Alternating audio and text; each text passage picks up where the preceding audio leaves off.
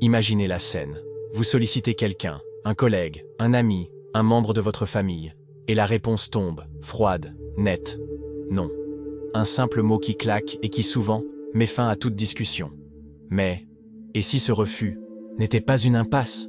Et s'il pouvait, au contraire, ouvrir la porte à une acceptation plus facile, plus naturelle? Ça semble contre-intuitif, non? Et pourtant, il existe une technique, validée par la psychologie sociale, qui permet de retourner ce genre de situation à votre avantage. Une méthode subtile, mais redoutablement efficace, pour faire passer vos idées, vos demandes, et même obtenir des accords que vous pensiez inaccessibles. Dans cette vidéo, on va décortiquer cette approche pas comme les autres. Une stratégie qui, utilisée avec intelligence, peut transformer vos interactions personnelles et professionnelles. Vous découvrirez comment un simple non peut parfois être l'étape nécessaire pour obtenir un oui plus sincère, plus engageant. On commencera par comprendre ce qui se passe dans le cerveau lorsqu'on refuse une demande, avant d'explorer une technique appelée la porte au nez.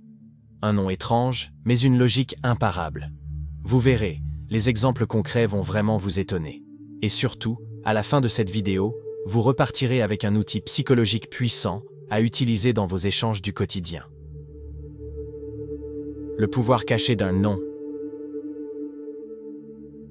Il y a quelque chose de profondément frustrant dans le mot non. Quand on entend ce refus sec, on a souvent l'impression que la discussion est close, que l'opportunité est morte. Pourtant, ce non pourrait bien être le début de quelque chose. Il pourrait même devenir votre meilleur allié. Il existe une méthode psychologique qui transforme un refus initial en un accord beaucoup plus probable. Cette stratégie porte un nom intrigant. La technique de la porte au nez. Contrairement à ce que son nom laisse penser, elle n'a rien d'agressif. Elle repose sur une idée toute simple. Demandez d'abord quelque chose de très ambitieux, que votre interlocuteur refusera sûrement. Puis, juste après, reformulez une demande, plus modeste, plus raisonnable, et beaucoup plus difficile à refuser.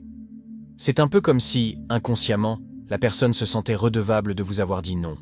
Elle ne le dit pas à voix haute, mais dans sa tête, un dialogue se joue. J'ai refusé la première fois.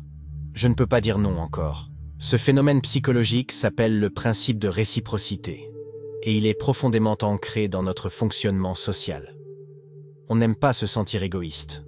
On aime avoir l'image de quelqu'un de juste, de coopératif. Et c'est exactement ce que cette technique exploite. Des expériences étonnantes. Cette stratégie n'est pas une simple intuition ou une astuce de gourou du développement personnel. Elle a été testée, mesurée, analysée scientifiquement. Et les résultats sont bluffants. Prenons une étude célèbre menée en 1975 par Robert Cialdini, l'un des plus grands experts mondiaux en persuasion. Lui et son équipe se sont rendus dans les rues de Palo Alto, en Californie. Leur première approche était volontairement excessive. Ils demandaient aux passants s'ils accepteraient de donner 2 heures de leur temps chaque semaine, pendant 2 ans, pour accompagner des jeunes délinquants. La réponse? Évidemment, un refus presque systématique. En 2015, à Lyon, des chercheurs ont utilisé exactement la même logique, mais dans un contexte de don. Ils ont d'abord demandé aux passants s'ils étaient prêts à donner 50 € pour une cause caritative. La majorité a refusé, ce qui est tout à fait compréhensible dans un échange spontané dans la rue. Puis, une seconde demande a suivi. Et 5 € alors? Résultat, les dons ont grimpé de 35% par rapport aux passants à qui l'on proposait directement de donner 5 € sans étape préalable. Ces expériences montrent une chose. Ce n'est pas la demande en elle-même qui déclenche un oui, c'est le contexte dans lequel elle s'inscrit. L'enchaînement des demandes crée une dynamique mentale que beaucoup sous-estiment.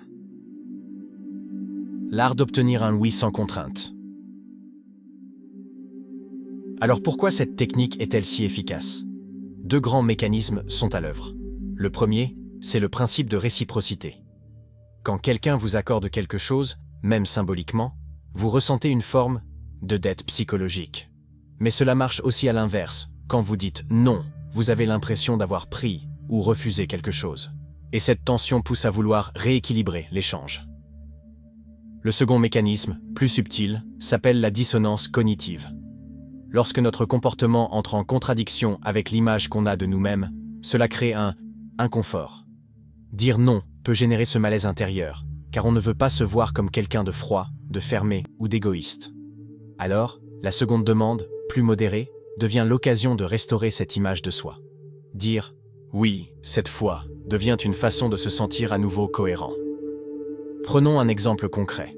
Vous demandez à un collègue s'il peut vous aider tout un week-end sur un projet personnel. Il vous répond que ce n'est pas possible.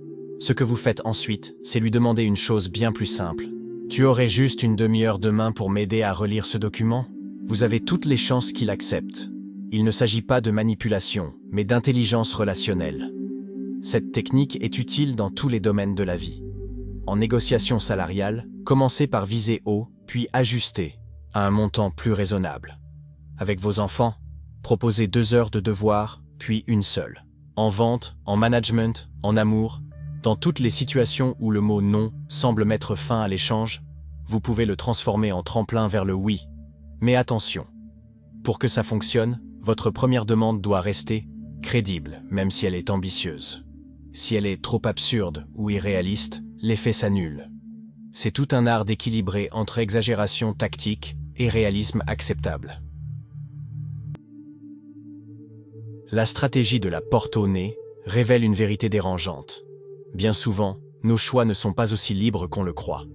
En exploitant des réflexes profondément ancrés, comme le besoin de réciprocité ou celui de rester cohérent avec soi-même, cette méthode peut influencer nos décisions sans même que nous en ayons conscience. Mais prendre conscience de ces mécanismes, c'est déjà faire un pas vers plus de lucidité. La prochaine fois qu'on vous propose quelque chose de raisonnable, juste après une demande excessive, posez-vous cette question simple. Aurais-je accepté si on ne m'avait pas préparé par une première demande exagérée? La véritable liberté commence quand on choisit en pleine conscience. Alors, restons attentifs. Comprendre ces stratégies, c'est apprendre à protéger nos décisions. Et vous? Avez-vous déjà vécu ce genre de situation sans vous en rendre compte sur le moment?